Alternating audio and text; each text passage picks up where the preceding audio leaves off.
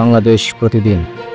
অচল ব্যবসা বাণিজ্য, বিএনপি নির্বাচনী কৌশল চূড়ান্ত। সোহরাওয়ার্দী উদ্যানে ইসলামিক আন্দোলন বাংলাদেশের বিশাল সমাবেশ। দৈনিক প্রথম আলো, নির্বাচন নিয়ে নতুন করে সংশয় বিএনপি। ব্যবসা বাঁচান, সমস্যা দ্রুত সমাধান করুন। পরমাণু অস্ত্র তৈরির দিকে এগোলে আবার হামলা। দৈনিক সমকাল, আন্দোলনে স্থবির এনবিআর, আমদানি রপ্তানি ব্যাহত, সংকটের গভীরতা সরকার বুঝতে পারছে না। টেবিলের আলোচনায় মাঠে চাপ, লক্ষ্য বিএনপির। এনসিটি আলোচনার দায়িত্ব পেতে চায় নৌবাহিনী। দৈনিক কালের কণ্ঠ, সারা দেশে অচল ব্যবসা বাণিজ্য, সংকটের দ্রুত সমাধান চান ব্যবসায়ীরা। 34 বছর পর আবারও প্রতীক সংকটে ইসি।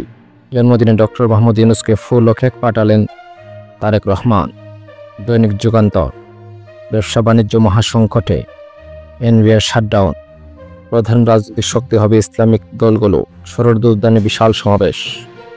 দৈনিক জনকণ্ঠ, এনবিআর শাটডাউন ও শনি সংকেত, কমপ্লিট শাটডাউন ও মার্চ টু এনবিআর কর্মসূচি অব্যাহত। তেহরানে হামলার নিহতদের জানাজা মানুষের ঢল। দৈনিক ইত্তেফাক, এনবিআর শাটডাউন, দেশজুড়ে বন্ধ আমদানি রপ্তানি ও শুল্ক কার্যক্রম। পিআর পদ্ধতিতে সংসদ ও আগে স্থানীয় নির্বাচন দাবি।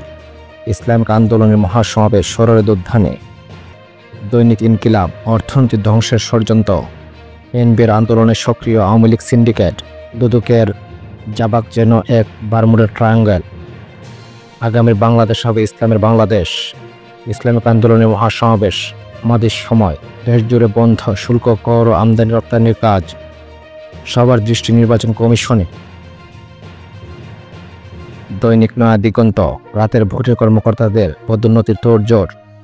ইরানের রাষ্ট্রীয় মর্যাদার সামরিক কর্মকর্তা ও পরমাণু বিজ্ঞানীদের জানাজা অনুষ্ঠিত। দৈনিক আলোকিত বাংলাদেশ, জটিলতা বাড়ছে, ফেব্রুয়ারি নিয়ে কাটছে না ধোঁয়াশা। সংখ্যানুপাতিক পদ্ধতিতে ভোট চায় ইসলামিক আন্দোলন। ইরানের সঙ্গে সংঘাতের অকল্পনীয় আর্থিক ক্ষতি ইসরায়েলের। দৈনিক কালবেলা, অভিযোগ পাওয়ার 48 ঘণ্টার মধ্যে প্রাথমিক তদন্ত। পিআর পদ্ধতিতে নির্বাচন ছাড়া পথ খোলা নেই, প্রয়োজনে গণভোট।